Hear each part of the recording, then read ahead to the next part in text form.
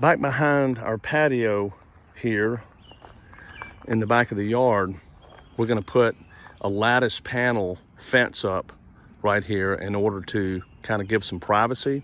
So what we did is we took 3 4x4 pressure treated posts.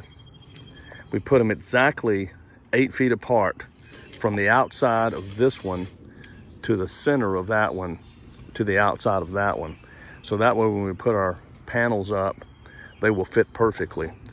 And we're gonna make these panels about 2 feet off the ground so that the height is about 6 feet. And then we'll potentially either put a cap on the top of these so they can string some lights, or we'll cut them off. We haven't decided yet. And these are simply lattice panels. You can get those at any big box store.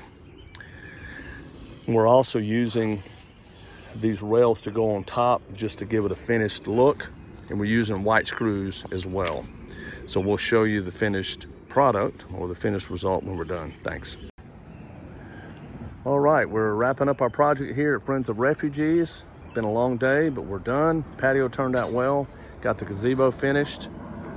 Major transformation. We got the fence post with the lattice on top. These are solar lights that will come on at night.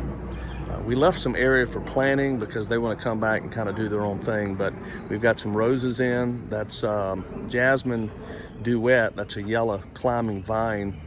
We get enough sun back here, so that should fill in the lattice pretty well over a couple of years. We got some canna lilies in here, some roses, so we're very happy with it. And overall, we've really enjoyed the job. So thanks again for watching, and be sure and subscribe to Restoration Landscape and Concrete. Thanks so much.